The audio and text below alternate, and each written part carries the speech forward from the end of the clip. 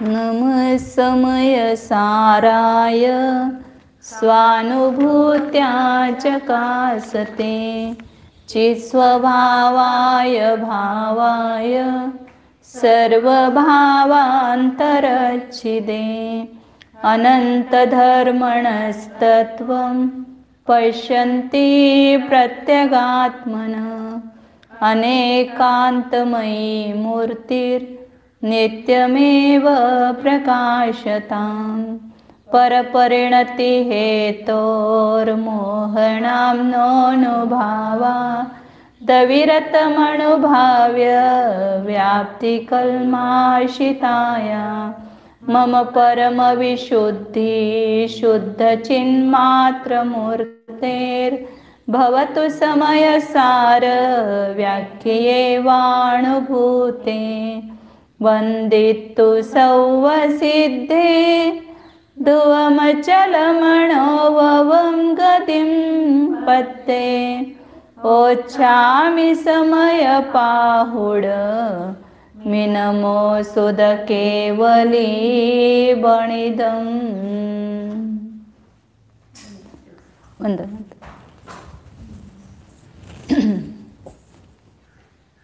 श्री कुंद कुंद आचार्य विरचित समयसार परमागम है।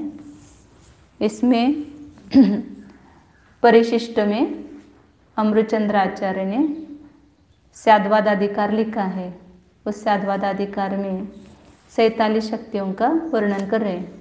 इस ज्ञान मात्र भाव में अनंत शक्तियाँ उछलती है, तो उन शक्तियों में से कुछ शक्तियों का वर्णन यहाँ पर कर रहे हैं। अपन देख रहे हैं उसको 34 शक्तियाँ हुई है अपनी।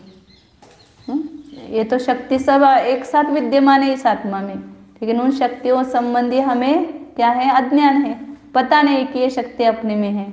तो कौन कौन सी शक्ति इस जीव में पाई जाती है, वो एक एक शक्ति को देखने के बाद अपने को उसका ज्ञान होता है और फिर विश्वास होता है। ज्ञान ही नहीं तो विश्वास कैसे होगा।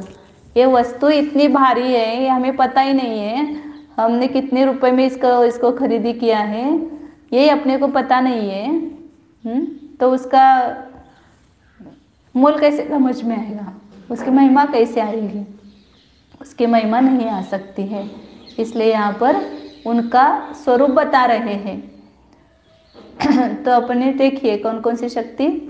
पहली है जीवत्व शक्ति, चित्ती शक्ति, दृष्टि शक्ति, ज्ञान शक्ति, सुख शक्ति, फिर वीर्य शक्ति, हाँ युद्ध शक्ति,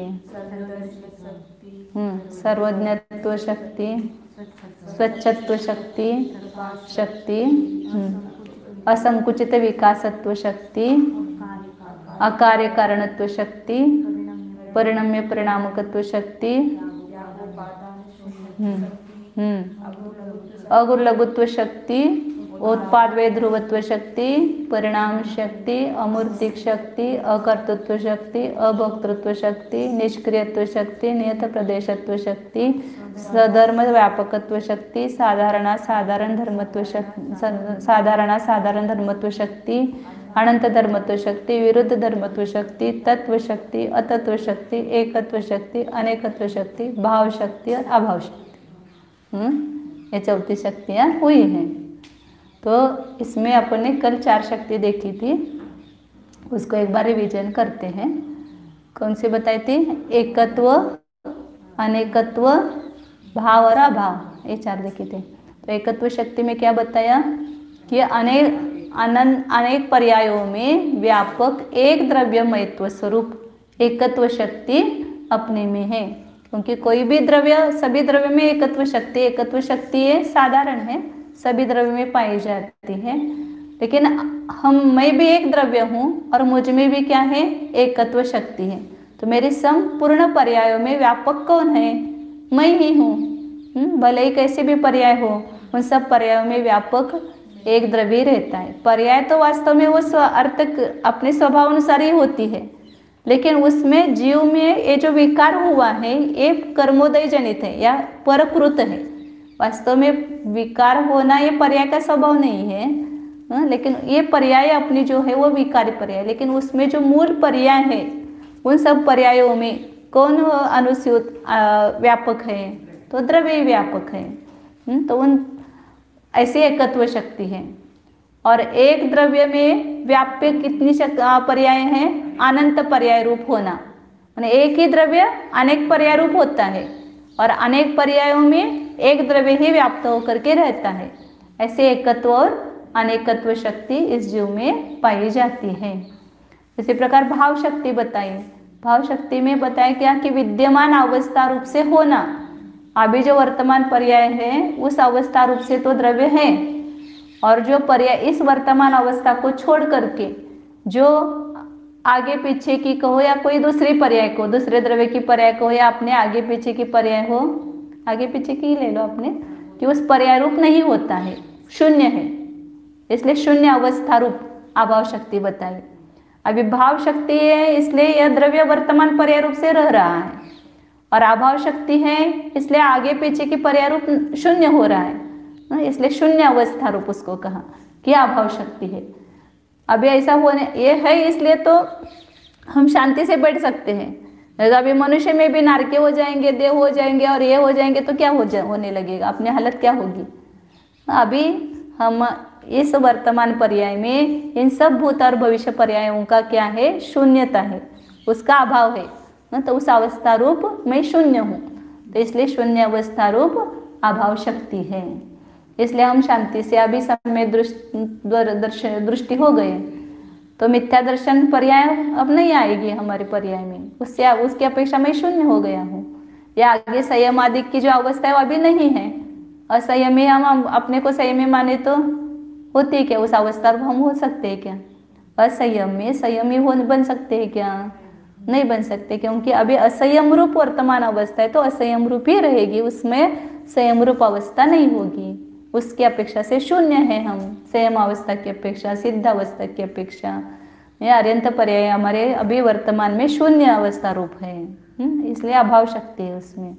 तो ये सब भूत भावी सभी पर्याय वर्तमान में नहीं है, उस अपेक्षा से अभाव शक्ति बताइए। इसलिए कोई गृहस्थ में रह करके अपने को मुनि मानने लगे तो उसने अभाव शक्ति को नहीं जाना। अभी हम गृहस्थ है तो गृहस्थ ही होंगे, तो वो भाव शक्ति है, और अभी मुनि नहीं है वो अभाव शक्ति है। नहीं तो अभी गृहस्थ में मुनि हो जाते तो मुनि बनने की आवश्यकता ही नहीं होती फिर, और उसमें गृहस्थ अवस्था में मोक्ष चले जाते। मुनि जैसे परिणाम है। शुक्ल लेशाय मंद कषाय, इसलिए आपको लग रहा है कि वो मुनि जैसे, लेकिन उसके जो परिणाम अभी है वो उस जिस गुणस्थान में उस गुणस्थान रूप ही है, उसके आगे गुणस्थान नहीं बढ़ सकता है। हाँ, उस गुणस्थानों में जितने असंख्यात लोग प्रमाण भेद बताए हैं चौथे गुणस्थान में, उसमें से वो मंद कषाय रूप ऐसे विशुद्ध परिणाम उसके हो सकते हैं, लेकिन उसको असंयम रूप ही परिणाम बोलेंगे। तो ये भाव शक्ति अभाव शक्ति, इसका आप जितना चिंतन करते जाओ ना उतना उतना आपको और मिलेगा। जितना हाँ प्रत्येक गुण हे त्याच्या अपेक्षेने वह गुण अपने अपने भाव स्वरूप है। हाँ, वो लेकिन गुण वो द्रव्य ही उस रूप है ना, उस गुण रूप को नहीं, द्रव्य ही है। अभी जो जीव है वही सम्यक दृष्टि है, वही सम्यक ज्ञानी है, वही संयमी है, असंयम रूप है, या जो भी उसके गुणों उस गुणों रूप कौन परिणमित हो रहा है, द्रव्य हो रहा है ना परिणमित। गुण अलग से नहीं रहते, मतलब गुण का अलग से अस्तित्व नहीं है, परिणमन नहीं है। द्रव्य को लेकर ही द्रव्य का गुण का परिणमन होता है। शक्ति की अपेक्षा से सोच रहे हैं ना, सभी गुणों की वही पर्याय, मतलब जो वर्तमान पर्याय होगी उसी में द्रव्य रहेगा, अन्य आगे पीछे की पर्याय रूप नहीं रहेगा द्रव्य, सभी गुणों की पर्यायों में रहेंगे। तो क्या बताया, भाव शक्ति मतलब वर्तमान में जीव, अभाव शक्ति बताती है, और भविष्य और भूतकाल अभी आएगा नहीं, इसलिए उसका विचार मत करो। और भाव शक्ति बताती है तुम वर्तमान को देखो कि क्या हो तुम, उस पर से अपनी पहचान करो कि मैं कहाँ खड़ा हूँ, मुझे कहाँ पहुँचना है, नहीं इसका विचार करो। अब आगे बताते हैं, 34 हो गए ना, 35 नंबर के। अब ये भाव शक्ति और अभाव शक्ति दो सामान्य बताए ना, वर्तमान अवस्था रूप होना और उसको छोड़ करके अन्य अवस्था रूप न होना, उस रूप से शून्य होना, वह क्या है, अभाव शक्ति है। अब इसके बारे में ही 4 शक्तियाँ आगे भाव अभाव के बारे में ही, 35 नंबर की शक्ति, भवत पर्याय वे रूपा भावा भाव शक्ति ही। कौन सी शक्ति है? भाव अभाव शक्ति। एक ही शक्ति लेना, भाव शक्ति अभाव शक्ति दो अलग अलग हो गई। अब एक शक्ति ऐसी कि भावाभाव शक्ति।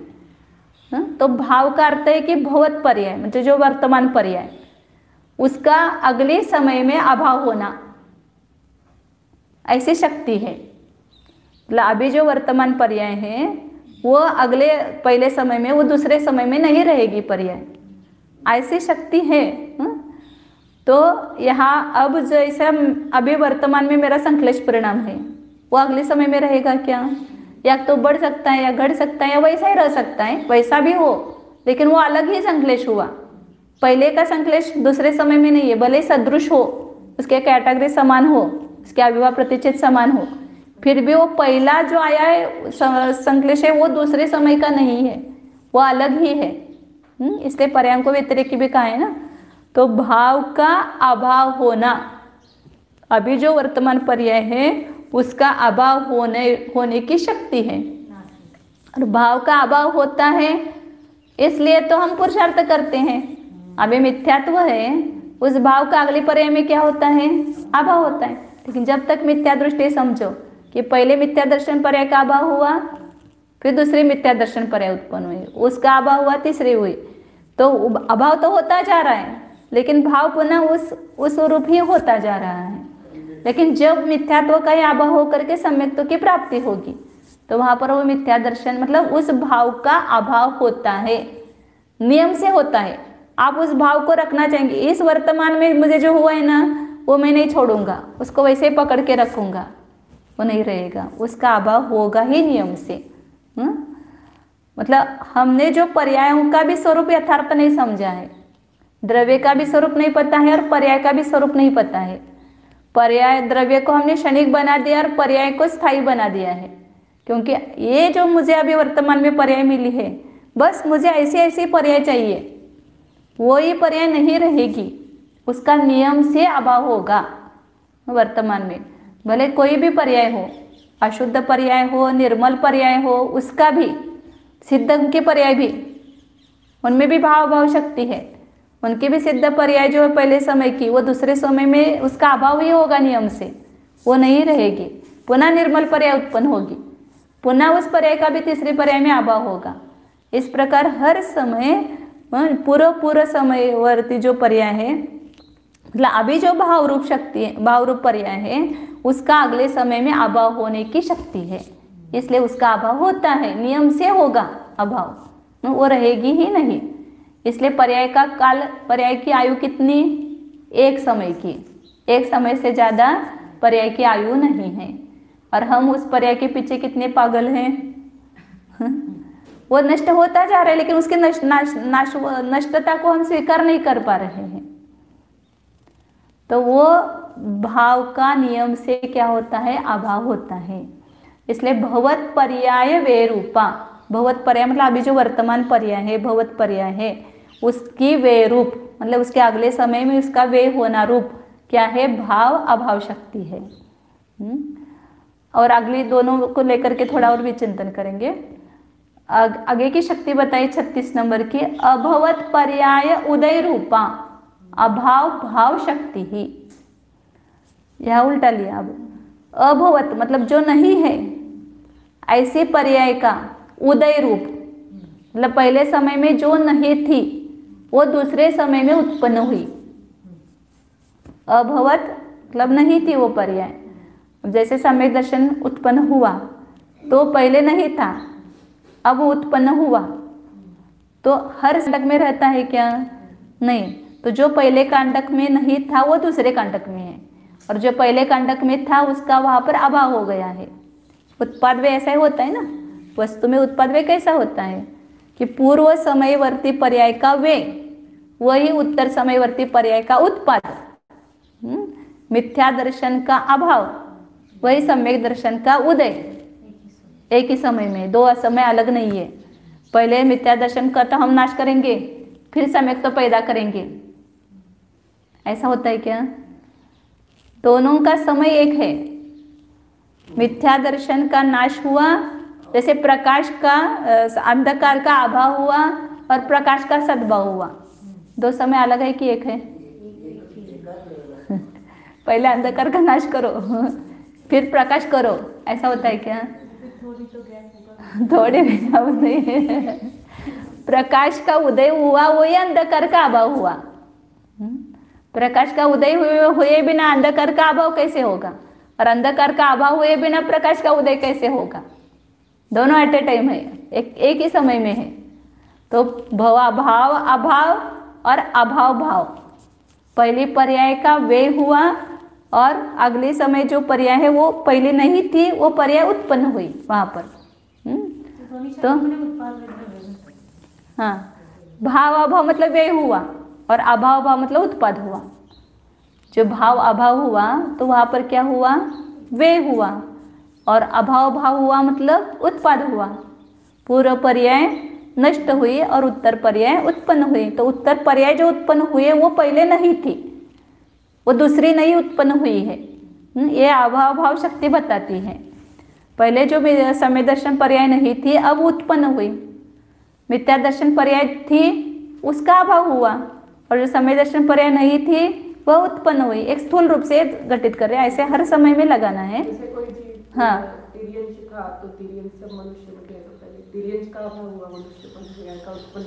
वो एक ही समय में हुआ। तिर्यंच पर्याय का अभाव और मनुष्य पर्याय का उदय, दो समय अलग नहीं है। 10वें समय तक वो तिर्यंच था, फिर 11वें समय में मनुष्य बना, उसमें एक समय का गैप नहीं हुआ। वो 11वें समय में कहेंगे तिर्यंच पर्याय का अभाव हुआ। हाँ, जैसे इधर से जीव गया है ना, हाँ, तो वो जैसे इधर से उसमें दूसरी आयु बांधी, हाँ, तो वो एक ही समय में ही मतलब वो दूसरी जगह पहुंचे। हाँ, मतलब दूसरी और नहीं, पहुंचने की जब बात नहीं है, यहाँ पर पर्याय के जीव के चेंज की बात है। यहाँ पर मरा, यहीं पर वो तिर्यंच बना, यहीं पर देव बना, वो वहां जाने के बाद नहीं। जब वो मनुष्य पर्याय में है तो मनुष्य गति में है, तो वो उसका 70 साल की आयु है समझो। 70 साल के अंतिम समय में वो मरण किया उसने, तो वहीं पर वो देव पर्याय का उसको उदय चालू हो गया वहां जाने के पहले ही। विग्रह गति में है ना जीव, तभी देव पर्याय देवगति नाम कर्म का उसको उदय चालू हो जाता है, तो देव बन गया वह। तो देव बना और मनुष्य मरण हुआ, ये दोनों का समय एक है, दो समय अलग नहीं है। मनुष्य पर्याय का वे मतलब ही देव पर्याय का उत्पाद है, और देव पर्याय का उत्पाद मतलब ही मनुष्य पर्याय का वे है। दोनों समय अलग नहीं है, भिन्न नहीं है। जब तक मनुष्य रहेगा तब तक देव नहीं है, और देव हुआ तब मनुष्य नहीं है। तो उसमें बीच में गैप छोड़ेंगे तो वो जीव का क्या हाल होगा? वो मनुष्य रहेगा या देव रहेगा? कुछ भी नहीं, ऐसा नहीं, कभी नहीं हो सकता है। इसलिए कहा कि क्या भाव का अभाव होना और अभाव का भाव होना, इस प्रकार वस्तु का स्वभाव है। इसलिए हर पर्याय जो है वह अगले अगले समय में नष्ट हो रही है और नई नई पर्याय उत्पन्न हो रही है, और यही इसी कारण से वस्तु की सुंदरता है। यदि ये नहीं होता, वस्तु में स्वभाव नहीं होता, वस्तु में शक्ति नहीं होती, तो वस्तु का सौंदर्य कैसे बना रहता? नया नया, और मतलब इस शक्ति से हमें ऐसा बल मिल जाता है कि अभी हमारा संक्लेश परिणाम है, इसका नाश ही होने वाला है, मुझे क्या चिंता है? अभाव होगा ना, फिर अगले समय में मैं विशुद्ध परिणाम हो सकता है, और हर विशुद्ध परिणाम भी आगे आगे ये विशुद्ध परिणाम मुझे ऐसा ही रहे, ये आपको करने की जरूरत नहीं है। उसका अभाव होकर के नई और विशुद्धि होगी, अनंत गुणी विशुद्धि, फिर उस विशुद्धि का अभाव करके और अनंत गुणी विशुद्धि होगी, फिर उसका अभाव होगा अनंत। जब करण परिणाम करते हैं तो उस जीव के प्रत्येक समय में अनंत गुणी अनंत गुणी अनंत गुणी विशुद्धि बढ़ती जाती है। तो पहली विशुद्धि पर्याय का अभाव हुआ, फिर नई जो विशुद्धि पर्याय हुई पहले समय में नहीं थी, ऐसे अनंत गुणी हुई ना, फिर दूसरे समय में नहीं थी, ऐसे अनंत गुणी विशुद्धि तीसरे समय में हुई। ऐसे अंतर्मूर्त काल तक लगातार जो विशुद्धि के परिणाम है वो सब निर्मल परिणाम है, तो वो भी प्रत्येक समय में नए नए उत्पन्न होते हैं। मतलब जो पूर्व में नहीं थे, अभाव था, अभवत्ति पर्याय, वो वहाँ पर उदय रूप हुई। और जो पहले वो थी विशुद्धि वो अगले समय में नहीं रही, तो जो भाव था उसका अभाव हुआ। ऐसे ऐसे ऐसे रहने से ही वस्तु का उत्पाद व द्रव्य सिद्ध होता है और वस्तु में वस्तुत्व बना रहता है। यदि ऐसा नहीं होगा तो वस्तु वैसी वैसी पड़ी रहेगी, उसमें क्या चेंजेस दिखाई देंगे, उसमें क्या परिवर्तन होगा, क्या परिणमन होगा, नहीं होगा। हाँ, और इस प्रकार फिर मिथ्या दर्शन का अभाव हुआ, सम्य दर्शन उत्पन्न हुआ। ऐसे असंयम है अभी समझो अपने जीवन में, तब इसका भी भाव अभाव होने वाला है, भाव का अभाव होगा ना। क्यों? क्योंकि असंयम पर्याय भी वर्तमान में है और वर्तमान पर्याय का नियम से अभाव होता है। और फिर अगले हमारे संयम पर्याय उत्पन्न होगी, जो पहले नहीं थी वो पर्याय उत्पन्न हो सकते हैं। भले हमें अभी संयम नहीं है तो अभवत भाव हो सकता है कि नहीं हो सकता है, होता ही है नियम से। इसलिए हम अभी असंयम पर्याय में रहे, लेकिन इसका अभाव करके संयम पर्याय को प्राप्त हो सकते हैं। उस संयम का भी अभाव करके यथाख्यात संयम को प्राप्त कर सकते हैं। यथाख्यात संयम का भी अभाव होकर के सिद्धालय में जा सकते हैं, मतलब सिद्ध पर्याय को उत्पन्न कर सकते हैं। इस प्रकार हमारे वस्तु में व्यवस्था है, इसलिए चिंता करने की जरूरत नहीं है और किसी से कुछ लेने की जरूरत नहीं है। आपकी वस्तु ही ये सब काम करेगी, आपकी वस्तुओं में ही ये शक्तियाँ पड़ी है कि आपकी जो अभी वर्तमान पर्याय है उसका अभाव होगा। ये संसार पर्याय अभी वर्तमान में, उसका अभाव होकर के मुक्त पर्याय उत्पन्न होगी। ये स्थूल मैं बता रही हूँ, हर बस पर्याय का ये स्वभाव लगाना। द्रव्य जो है हर पर्याय में भाव का अभाव हो रहा है, अभाव का भाव हो रहा है। जो पहले नहीं थी वो पर्याय उत्पन्न हो रहे हैं। सिद्धों में भी हर समय जो निर्मल पर्याय उत्पन्न हो रही है वो पूर्व की निर्मल पर्याय नष्ट हो रही है, उसका अभाव हो रहा है भाव का। और नई नई निर्मल पर्याय उत्पन्न, नहीं तो उनको अपूरा आनंद कैसे आएगा, नहीं तो उन अनंत काल तक अनंत सुखी कैसे रहेंगे। हर समय उनको अनंत सुख का उत्पाद हो रहा है, अनंत ज्ञान का, अनंत दर्शन का, अनंत वीर्य का, और सभी उनके अनंत गुण जो है उसके प्रत्येक समय में विशुद्ध पर्याय प्रकट होती जा रहे हैं। ऐसे अर्थ पर्याय वहाँ पर भी स्वभाव रूप से वर्तती है, परिणमन होता है ना उसका। तो ये भाव अभाव शक्ति और अभाव भाव शक्ति है, इस कारण से ऐसा होता है। तो इसका जितना आप विचार चिंतन करो तो एकदम रिलैक्स हो जाएगा, कुछ भी चिंता नहीं है अपनी, सब ऑटोमेटिक होने वाला है। भाव का अभाव होने वाला है, अभाव का भाव होने वाला है। कोई उसको रोक नहीं सकता, हम नहीं रोक सकते, और दूसरा भी कोई अपने उस भाव जो अभाव का भाव होने वाला है उसको कोई नहीं रोक सकता है, होगा वो नियम से होता रहता है। अब आगे बताते हैं 37 और 38 नंबर की शक्ति है ना। भवत पर्याय भवन रूपा भाव भाव शक्ति ही, भाव अभाव और अभाव भाव हुई अभी 37 नंबर की। भवत पर्याय भवन रूपा भाव भाव शक्ति। अब क्या आए दो शब्द, पहले क्या आया था भाव अभाव, अभाव भाव। अब यहाँ पर भाव भाव, दोनों भी भाव सद्भाव ही है।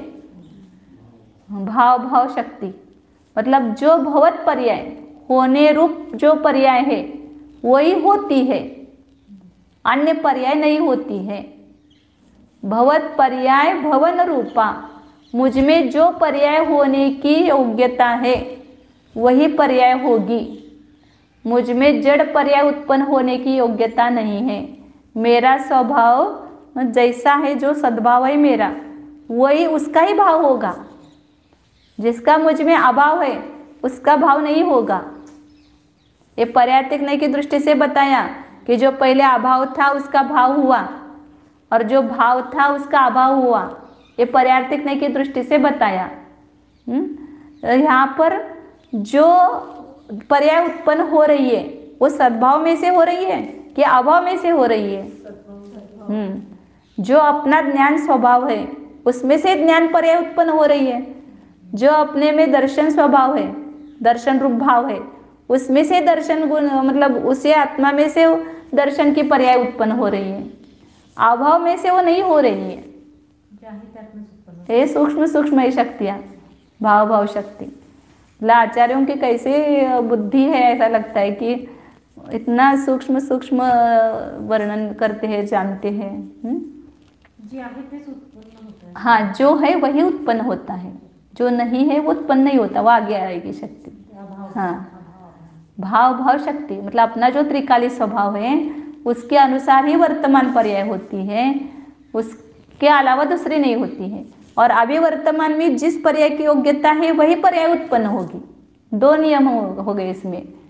जो है त्रिकाली स्वभाव उसके अनुसार ही भाव होगा, सद्भाव होगा, भाव का ही सद्भाव होता है. और जो अभी वर्तमान में होने की योग्यता है वही पर्याय होगी, दूसरी पर्याय नहीं होगी. भवत पर्याय भवन रूपा भाव भाव शक्ति. हम कितने विकल्प करते हैं, वो ऐसे क्यों करते हैं, वो ऐसा क्यों करते हैं, उनमें ऐसे क्यों परिणमन हुआ, आप उसको कैसे हटा सकते हैं.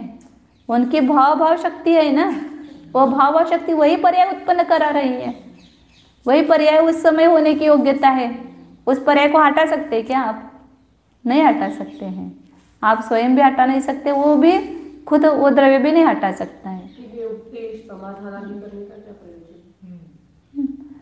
उपदेश है या पर किसी तो उसको बदलने के लिए थोड़ा किया उपदेश, आपको पर्याय बदलने के लिए उपदेश थोड़ा किया है. आपकी जो भाव अभाव शक्ति के अनुसार, अभाव भाव शक्ति के अनुसार जो पर्याय हो रही है वो पर्याय आप पहले पर्याय को लक्ष्य करके कर रहे हैं, तो वैसे वो मिथ्यात्वादी रूप बन रही हैं. अभी आप द्रव्य स्वभाव को लक्ष्य करके आपके उत्पाद होगा तो वो कैसा उत्पाद होगा, वो सम्यक उत्पाद होगा, वो सम्यक दर्शनादि की पर्याय उत्पन्न होगी. इसलिए आपको जो स्वभाव है उसको लक्ष्य में लेने के लिए पर्याय को ही आप वस्तु मान करके प्रवृत्ति कर रहे हैं. इसलिए आपके पर्यायों में सब संक्लिष्टता वगैरह दिखाई दे रही है. लेकिन जब आपकी दृष्टि बदल करके वस्तु स्वभाव की दृष्टि होगी तो वहाँ पर जो उत्पाद होंगे वो और विशुद्ध रूप होंगे. लेकिन वो जो विशुद्ध परिणाम उस वर्तमान पर्याय में होने वाला है उसके अनुसार ही आपका पुरुषार्थ भी होगा. बिना पुरुषार्थ की भी नहीं होगी वो पर्याय. पुरुषार्थ भी निश्चित है ना, वहाँ पर निश्चित है मतलब वैसा पुरुषार्थ होने पर ही होगी वो पर्याय. तो जैसी पर्याय उस द्रव्य में होने वाली है वो होती है, लेकिन उसके अनुसार उसके जो साधन सामग्री है वो भी वहाँ पर अवश्य होगी. ऐसा नहीं कि बिना सामग्री के वो पर्याय उत्पन्न हुई. वहाँ पर निमित्त भी मिलेगा, वहाँ पर वैसा पुरुषार्थ भी करेगा, वैसी उसकी योग्यता होगी, त्रिकाल उपादान भी होगा. ये सब वहाँ पर साधन सामग्री होकर ही वो पर्याय उत्पन्न होने वाली है.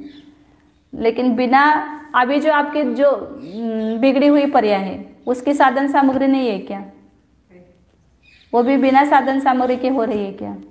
उसकी भी है. वैसा पुरुषार्थ चल रहा है आपका उल्टा, वैसा ही निमित्त भी मिल रहा है, वैसे ही सब गुरु आदि भी मिल रहे हैं. तो इसलिए उसको ऐसा ग्रहण नहीं करना कि यदि वो होने वाली पर्याय ही होती है तो वो उपदेश देने का क्या प्रयोजन है. उपदेश देने पर आपके उस पर्याय में भाव अभाव शक्ति है, अभाव भाव शक्ति, बहुत सारी शक्तियाँ हैं ना, उसमें एक ही शक्ति नहीं है. तो सब शक्तियाँ काम कर रही हैं. तो जो आपकी वर्तमान पर्याय है उसका अभाव होता है, जो नहीं अभाव रूप पर्याय है उसका वे उत्पाद होता है. और उस वर्तमान समय में जो उस वस्तु का स्वभाव है उसके अनुसार ही उत्पाद होता है, उसके अनुसार ही भाव होता है. ऐसी भाव भाव शक्ति बताती है. इसमें क्या दिया है उन्होंने आगे नीचे, एक मिनट पढ़ती हूँ हिंदी क्या किया है. भगवत पर्याय उपदेश देने पर भी उस पर होती हुई, हाँ, उपदेश देने पर भी उस द्रव्य में जो परिवर्तन होना है उसके भाव भाव शक्ति की अपेक्षा से ही होगा. उसके लिए निमित्त बाकी की चीजें बन सकती हैं. और उपदेश सबको लागू थोड़ी होता है. जिसकी में योग्यता पक्की है उसी को उपदेश का कार्यकारी होता है. उपदेश तो सभी सुनते हैं. समूह शर में लाखों करोड़ों जीव है, कितने लोगों को सम्यक दर्शन होता होगा वहाँ पर. जैसे मैं उसको ऐसा कह के समझाऊं, मैं उसको ऐसा बताऊं, ऐसे सारे विकल्प है ना. अपने विकल्प है ना, अपने कषाय के कारण है ना, अपने राग के कारण से विकल्प है. होती हुई पर्याय के भवन रूप भाव भाव शक्ती. मित्राबाई तुमचं चिंतन सांगायच्यावर काय आहे. होती हुई पर्याय के भवन रूप भाव भाव शक्ती. हमने तो ऐसा पढ़ा है वहाँ पर. हाँ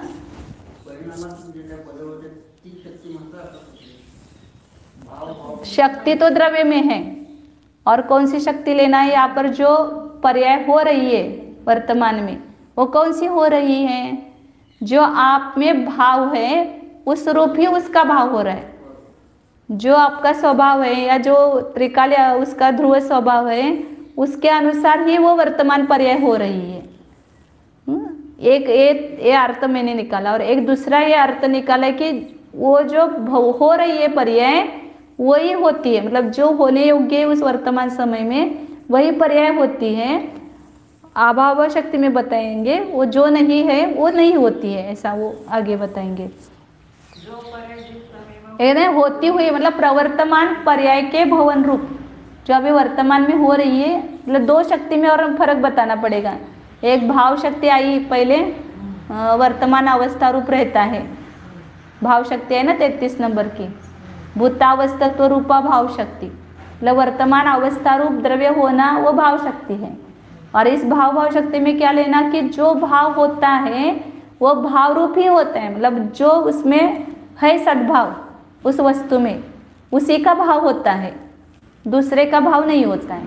जीव पुद्गल आणि पुद्गल जीव रूप होणार नाही, असं ते भाव शक्ति। हाँ, जीव रूप से ही रहना, जीव का जो उत्पाद होगा उसके भाव के अनुसार ही होगा। तो वो भाव शक्ति का काम है। अभाव में से भाव नहीं होगा, अभी है ही नहीं वो स्वभाव और वो नया उत्पन्न हो गया, ऐसा नहीं होगा। वो जो अभाव भाव शक्ति बताई वो पर्याय टिकने की अपेक्षा बताई कि जो पर्याय पहले समय में नहीं थी वो पर्याय उत्पन्न हुई, लेकिन जो पर्याय का उत्पाद हो रहा है, जैसे समुद्र में लहरें उत्पन्न हो रही है, वो समुद्र में ही उठ रही है और उसी में विलीन हो रही है ना, नई बाहर से नहीं आई है। उसी प्रकार द्रव्य में जो पर्याय उत्पन्न हो रही है वो द्रव्य में से आ रही है, द्रव्य स्वभाव में से आ रही है, तो इसलिए वो भाव शक्ति है ऐसे। और हाँ, नहीं, द्रव्य जो त्रिकाल स्वभाव है, हमारा जो स्वभाव है उस स्वभाव में से ही पर्याय उत्पन्न होती है। वर्तमान पर्याय जो हुई वो त्रिकाल स्वभाव के अनुसार ही हुई, त्रिकाल स्वभाव में से ही उत्पन्न हुई, बाहर अभाव में से नहीं उत्पन्न हुई है ऐसे। और अभाव भाव शक्ति आगे की बताइए, उसको भी लेते हैं तो दोनों साथ में और विचिंतन करेंगे। अभवत पर्याय अभवन रूपा अभाव अभाव शक्ति ही, जो अभवत मतलब अभाव है, नहीं है, जिस रूप आत्मा का स्वभाव नहीं है उस रूप न होना, अभाव का अभाव ही रहेगा हमेशा। अभी मुझ में जड़ का अभाव है, अचेतनता का अभाव है, तो उसका अभाव ही रहेगा, उसका कभी सद्भाव नहीं होगा। और जो सद्भाव है उसका ही भाव होगा, वो ये भाव होता रहेगा, मतलब त्रिकाल स्वभाव के अनुसार ही वर्तमान पर्याय होगी। और जो अपना स्वभाव नहीं है उस रूप पर्याय नहीं होगी, मतलब अभाव का सदैव अभाव ही रहेगा और भाव का सदैव सद्भाव ही रहेगा। तो उस वस्तु का जो स्वभाव है उस स्वभाव के मतलब आत्मा का जो चैतन्य स्वभाव है या ज्ञान दर्शन आदि स्वभाव है उसके अनुसार ही उसकी पर्याय उत्पन्न होगी।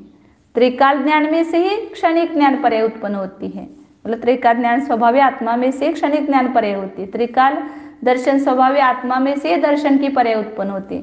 त्रिकाल चारित्र स्वभाव रूप आत्मा में से चारित्र की पर्याय उत्पन्न होती है, तो इसलिए वो भाव शक्ति है। अभाव में से क्यों भाव नहीं हुआ? क्योंकि उस पर्याय रूप होने की अपनी कभी शक्ति है ही नहीं ना। शरीर के जो पुद्गल परमाणु की जो पर्याय हो रही है वो इसी में से उत्पन्न होगी, वो चेतन में से उत्पन्न नहीं होगी उसमें। और जो जीव में है, यहाँ पर जीव में लगाना है, तो जीव में जो उत्पाद होगा वो अपने त्रिकाल ध्रुव स्वभाव के अनुकूल ही होगा, उससे प्रतिकूल नहीं होगा। तो इसलिए कहे ना कि सब में थोड़ा थोड़ा अंतर है, वो ही समझना है कि भाव पहले भाव शक्ति और भाव शक्ति में क्या अंतर आया समझ में आया। क्या भाव शक्ति में क्या है कि वर्तमान अवस्था रूप से द्रव्य रहता है, और भाव शक्ति में जो भाव उत्पन्न होगा वो भाव रूप ही होगा, मतलब भाव में से उत्पन्न होगा, सद्भाव में से सद्भाव होगा।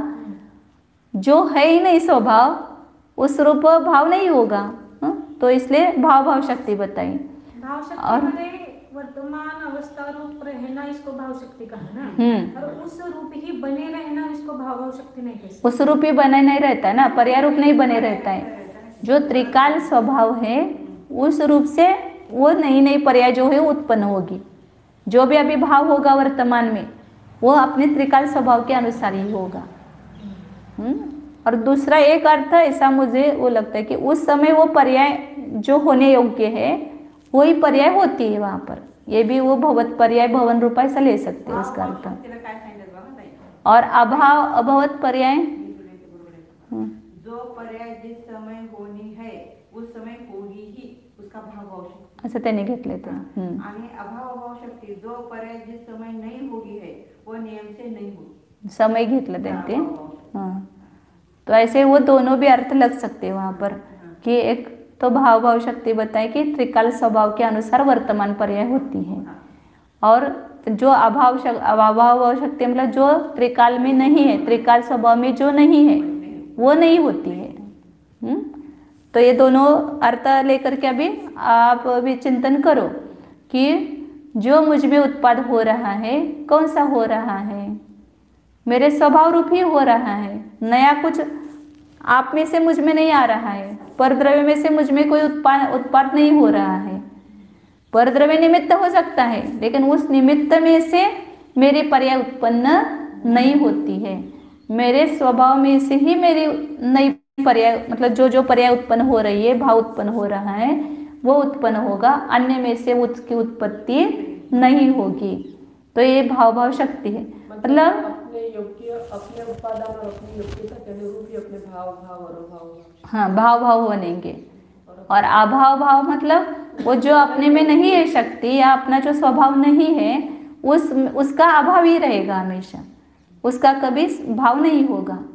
इसलिए अभाव अभाव शक्ति उसका त्रिकाल में अभाव ही रहेगा। जो त्रिकाल मतलब जो है ही नहीं अपने में उसका सदैव अभाव ही रहेगा।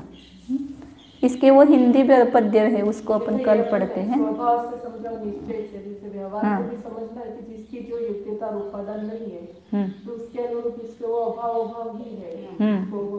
जो वहाँ पर नहीं होने योग्य पर्याय है वो नहीं होगी और जो होने योग्य है वह होगी। और एक अर्थ ये भी है उसमें कि जो अपना स्वभाव है उसके अनुसार ही वर्तमान पर्याय होती है, कोई भी पर्याय उत्पाद होता है। और जो अपना स्वभाव नहीं है उस रूप उत्पाद होता नहीं है, तो वह अभाव भाव शक्ति है।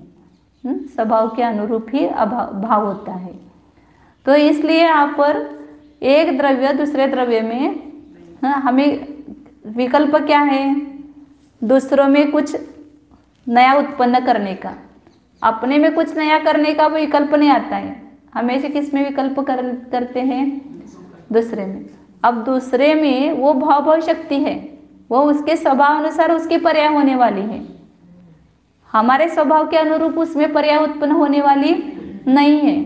उसमें भाव भाव शक्ति अभाव भाव शक्ति, मुझ में भी भाव भाव शक्ति अभाव भाव शक्ति है।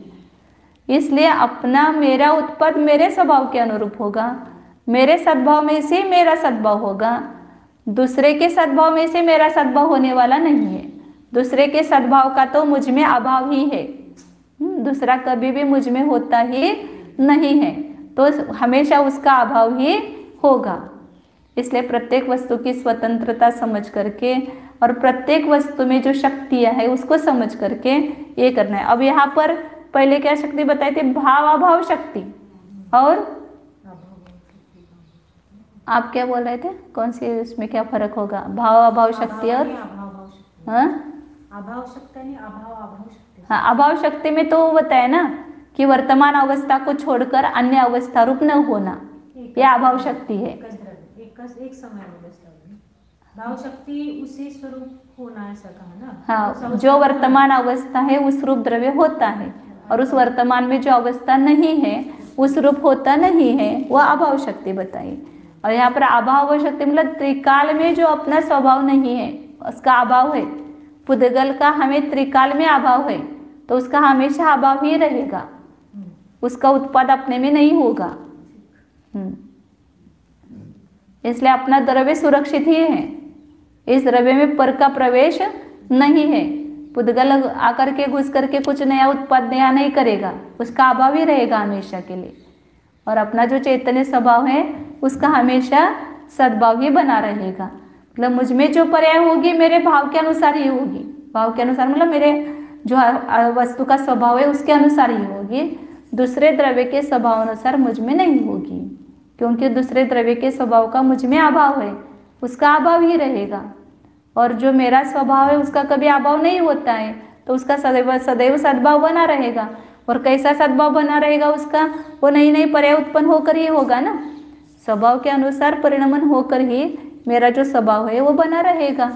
तो इस प्रकार की भाव भाव शक्ति है और अभाव भाव शक्ति है, तो निश्चिंत रहो ना।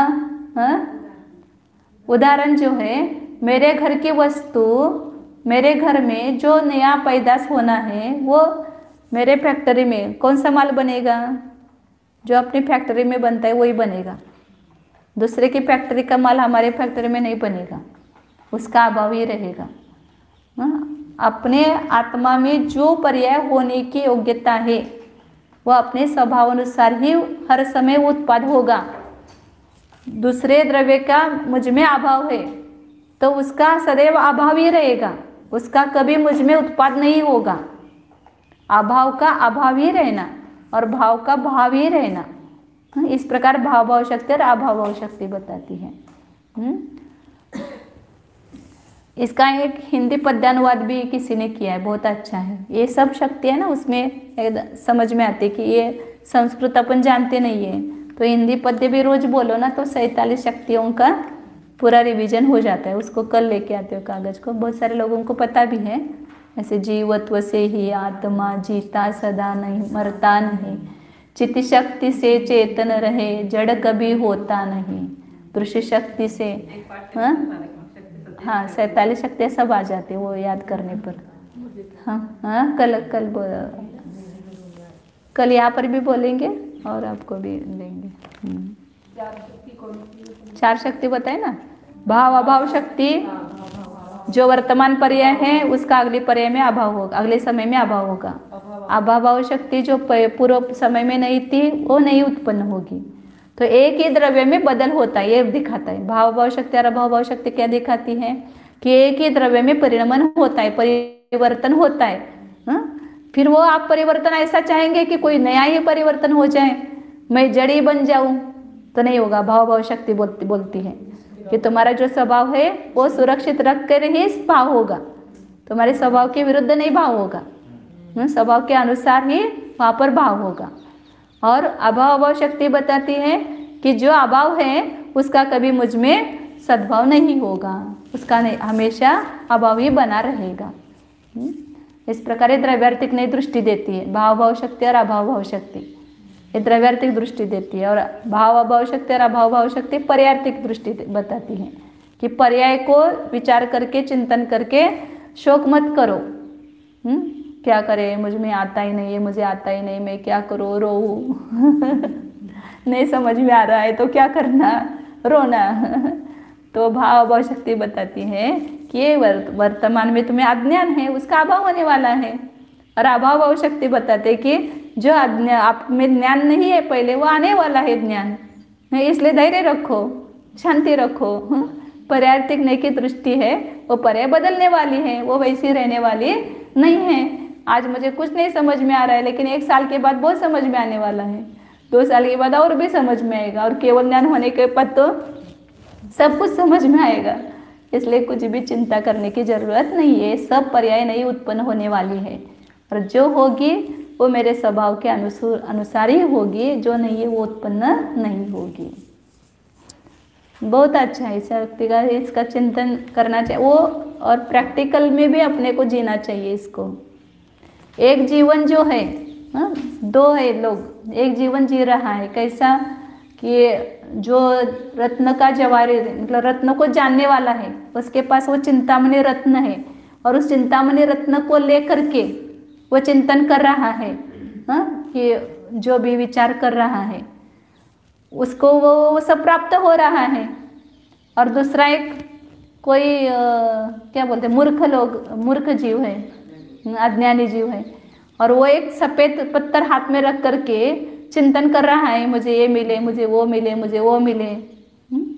अब चिंतामणि रत्न लेकर के वो चिंतन कर रहा है, उसे तो सब कुछ प्राप्त होगा। और सफेद पत्थर लेकर के वो चिंतन कर रहा है, चिंतामणि पना तो है नहीं उसमें, चिंतन कर रहा है तो उसमें होगा क्या? ही होगा। इसी प्रकार हमारा जो भी चिंतन है इस चैतन्य चिंतामणि को लेकर के हो रहा है, मतलब अपने द्रव्य स्वभाव को जान करके हो रहा है, तो उसके पर्याय में सब कुछ होने वाला है। मतलब संयम, अर्यंत, सिद्ध सब अवस्था उसको प्राप्त होने वाली है। और बिना चैतन्य चिंतामणि को लिए हुए खाली हम पुण्य पाप क्रिया में अटक करके धर्म मान रहे हैं कि ये करेंगे तो मुझे धर्म होगा, वो करेंगे तो मुझे धर्म होगा, तो उसकी पर्याय में ये सब पर्याय प्रकट होने वाली नहीं है। इसलिए अपने को चिंता नहीं करना है कि अपने पास चैतन्य चिंतामणि है, उसको लेकर के चिंतन करो तो सब कुछ मिलेगा।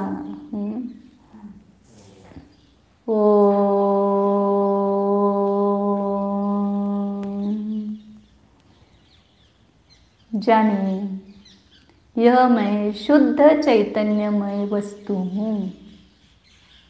अपना ही विचार कीजिए। शब्द मतलब वस्तु नहीं है, इसलिए शब्द का विचार नहीं करना है। शब्द का विचार वस्तु को जानने के लिए है। शब्द जिस वस्तु की तरफ निर्देश कर रहे हैं वह वस्तु है भीतर में, उस वस्तु तक पहुंच जाइए। अपने ज्ञान को उस वस्तु में ले जाइए। ये चैतन्य वस्तु है, ये प्रदेशात्मक वस्तु है, ये भावात्मक वस्तु है। केवल भाव नहीं, केवल प्रदेश रूप वस्तु होती ही नहीं है। द्रव्य क्षेत्र काल भावात्मक ही वस्तु होती है। तो ऐसे स्वद्रव्य क्षेत्र काल भावात्मक ये चैतन्य वस्तु अंतरंग में विराजमान है। उस वस्तु का ख्याल कीजिए, जानिए। आज तक उस वस्तु तक ही हम नहीं गए, शब्द में अटके रहे। अब शब्द पंडित नहीं बनना है, अर्थ पंडित बनो। अर्थ को ग्रहण करो। अत्ते ठाई चेदा सो होई उत्तमम सुखम। जो पदार्थ में स्थित होता है उसको ही पदार्थ की उपलब्धि होती है। तो अपने आत्मा रूप जो पदार्थ है, अतीन्द्रिय महापदार्थ जो जान रहा है ना, यही यह महापदार्थ है। इससे में अपने उपयोग को जोड़ करके जानिए कि मैं शुद्ध चैतन्यमय आत्मा ही हूँ। बाहर नहीं है, भीतर ही है। देखिए, इसी शरीर में है लेकिन शरीर रूप नहीं है, शरीर के अलावा है, स्वतंत्र है, अमूर्तिक चैतन्य वस्तु है।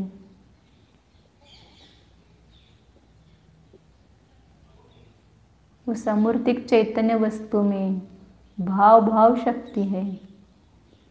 स्वभाव के अनुरूप ही हो रही है वस्तु, स्वभाव को छोड़ करके नहीं। जो उस वस्तु में सत्ता रूप स्वभाव है उसी रूप उत्पाद हो रहा है। जो मुझ में सद्भाव नहीं है, स्वभाव नहीं है, उस रूप उत्पाद नहीं हो रहा है। अभाव शक्ति है।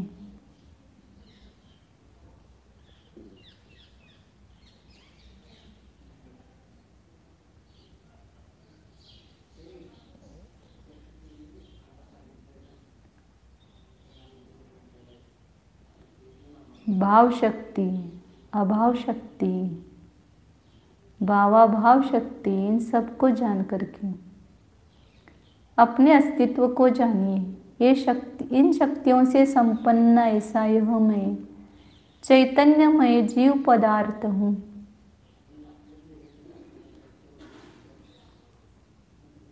शक्ति का घनपिंड हूँ। इस मुझ असंख्यात प्रदेशों में अनंत शक्तियाँ भरी हुई हैं। उन शक्तियों का मैं अकेला ही स्वामी हूँ।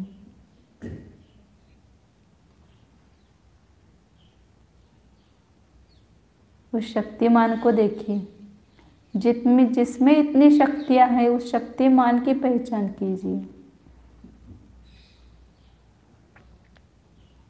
ध्रुव शुद्ध चिदानंद स्वरूपोऽहम्, एकत्व विभक्त स्वरूपोऽहम्,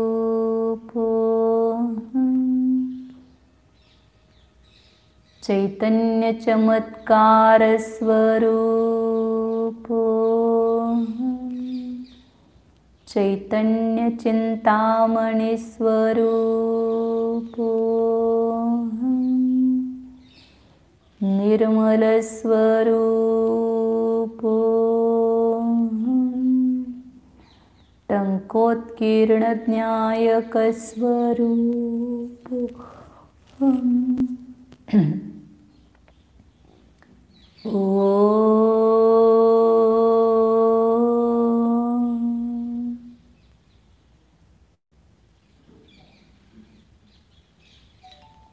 विसर्जन।